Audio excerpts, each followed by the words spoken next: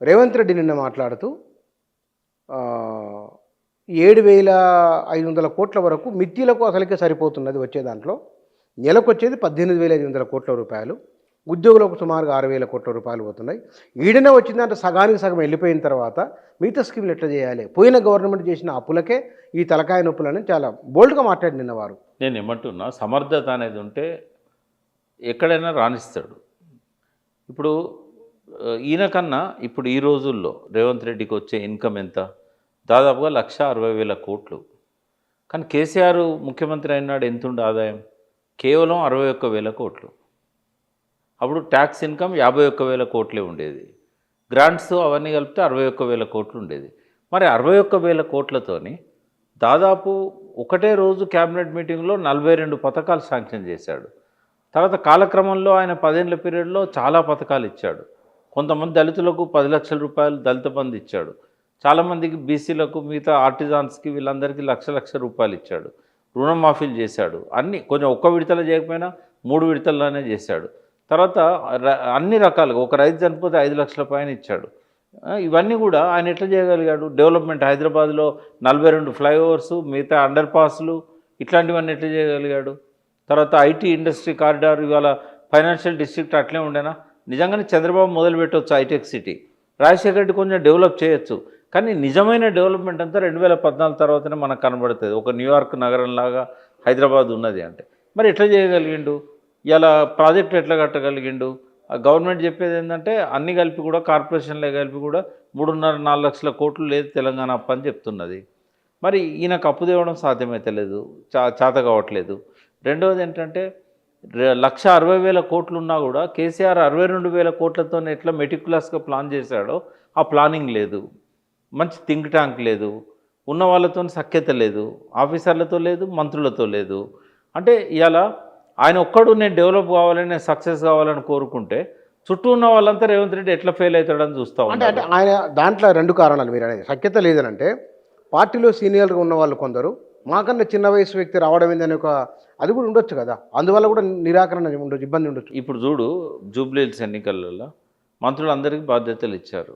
ఎక్కడన్నా ఇప్పుడు టీఆర్ఎస్లో గ్రామ స్థాయి నుంచి వచ్చిన వాళ్ళు, తర్వాత మండల స్థాయి, జిల్లా స్థాయి నుంచి వచ్చిన వాళ్ళు, వాళ్ళేమో 24 గంటలు అక్కడ కనబడుతూ ఉంటారు. ఏ మీడియాలో చూసినా కూడా వాళ్ళు కనబడతాను. వీళ్ళు ఒక్కనాడు కనబడతలేరు మనకు. వీళ్ళ ఉపన్యాసాలు లేవు. వీళ్ళు ఇంటింటికి పోయినప్పుడు వాళ్ళు అడిగే ప్రశ్నలకు సమాధానాలు లేవు. వాటికనే నోరు తెరిచి చూస్తున్నారు.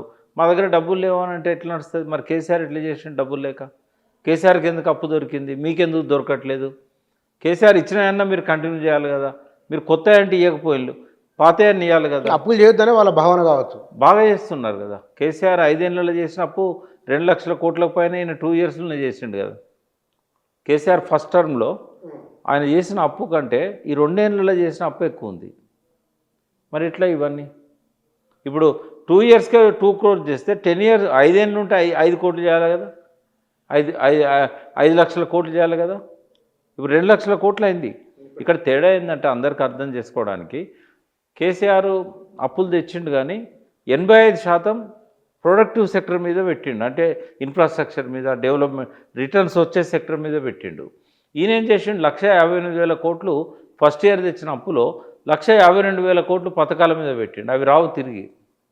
ఆయన కూడా పెట్టిండు పథకాల మీద 15% పెట్టిండు. ఈయనేమో 90-95% పెట్టిండు. పెట్టేవరకు మళ్ళీ తిరిగి రావు కదా అవి. తర్వాత అలవి కానీ హామీలు ఇచ్చినప్పుడే అందరు ప్రశ్నించిండ్రు మాలాంటి వాళ్ళం. మీరు ఎట్లా ఇస్తున్నారు మనకు వచ్చే బడ్జెట్? నేను ఆ రోజు మీ ముందు కూడా చెప్పిన 4 లక్షల కోట్లు కావాలి రేవంత్ రెడ్డి చేసే హామీలు అమలు చేయాలంటే. ప్రొఫెసర్ నాగేశ్వర్ చెప్పాడు, ఎంతోమంది ఎకనామిస్టులు చెప్పారు, మీరు పాపారావు లాంటి వాళ్ళు చెప్పారు. మీరు ఈయన చేసే హామీలు జయప్రకాష్ నారాయణ చెప్పాడు లోక్సత్తా, 4 లక్షల కోట్లకు పైన కావాలి ఆయన ఇచ్చే హామీలని. అంటే ఎన్నికల కంటే ముందు చెప్పినా కూడా జనానికి అర్థం కాలే. ఇస్తాడు కదా కేసీఆర్, ఇవ్వలేదా ఇట్లా. బట్ ఇవన్నీ కూడా జూబ్లీహిల్స్ ఎన్నికలలో ముఖ్యమైన పాత్ర వహిస్తున్నాయి. నేను ఫస్ట్ టైం చూశాను క్యాండిడేట్లు అసలు అప్రస్తుతం అయిపోయింది ఇక్కడ. నాట్ ఈవెన్ ఒక 2%, 3% కూడా క్యాండిడేట్ల గురించి ప్రస్తావన లేదు.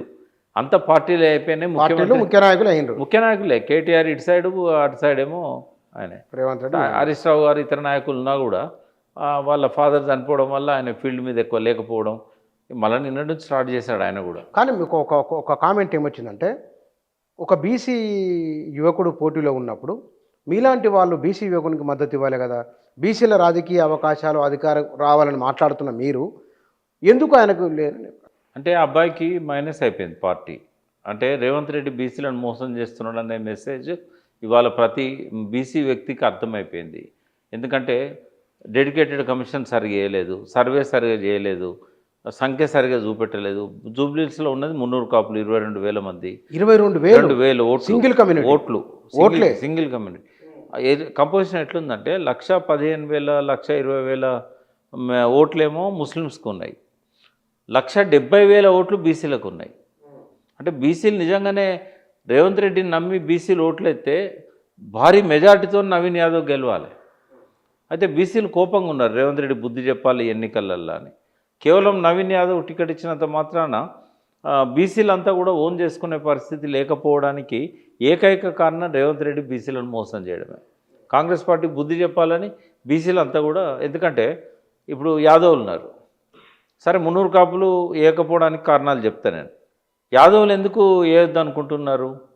ఇప్పుడు చాలామంది యాదవుల పిల్లలే ఇక్కడ ఓటర్లు, గ్రామాలలోకి వెళ్ళి వచ్చి ఇక్కడ సెటిల్ అయిన వాళ్ళే చాలా ఎక్కువ మంది ఉంటారు.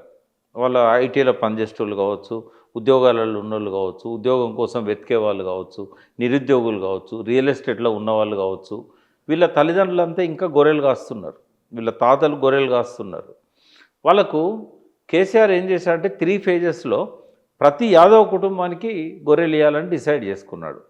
ఫస్ట్ టర్మ్లో 3,74,000 యూనిట్లు ఇచ్చాడు. అంటే ఇంటూ 21, ఒక యూనిట్ 21, వాళ్ళు 25% కట్టాలి, ప్రభుత్వం 75% కట్టాలి. సక్సెస్ఫుల్గా అమలైంది అది.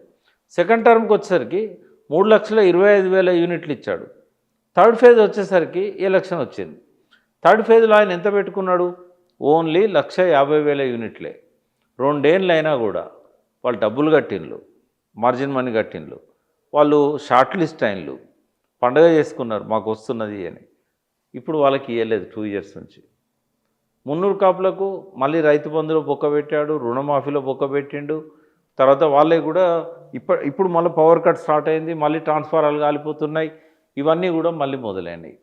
వీటన్నిటి వల్ల ఏమవుతున్నదంటే అసలు యాదవులు కానీ 300 కాపులు కానీ వాళ్ళు అంత సానుకూలంగా ఏం లేరు. కానీ ఒక మాట ఏంటంటే, బయట ఒక పరిశీలన ఈ ఎన్నికల సందర్భంలో అంటే మీలాంటి వాళ్ళతో మాట్లాడుతున్నప్పుడు వచ్చిన ఒకానొక అభిప్రాయం, గతంలో టీఆర్ఎస్కు అనుకూలంగా కొద్దిమంది మాట్లాడితే కాంగ్రెస్కు బాహటంగా అనుకూలంగా లేకపోయినప్పటికీ ఒక నరేషన్ బిల్డప్ చేయడంలో బీఆర్ఎస్ వ్యతిరేకులంతా ఉన్నారు, ఒక నరేషన్ బిల్డప్ చేయగలిగినారు. కాంగ్రెస్కు అనుకూలంగా ఇప్పుడు మాట్లాడకపోవచ్చు, కానీ ఒక నరేషన్ బిల్డప్ చేయడంలో ఇంటలెక్చువల్ టీం అనేది కాంగ్రెస్కు వ్యతిరేకంగా లేదు, అట్లని బీఆర్ఎస్కి అనుకూలంగా కూడా లేదు అని ఒక ఆర్గ్యుమెంట్ ఉన్నది.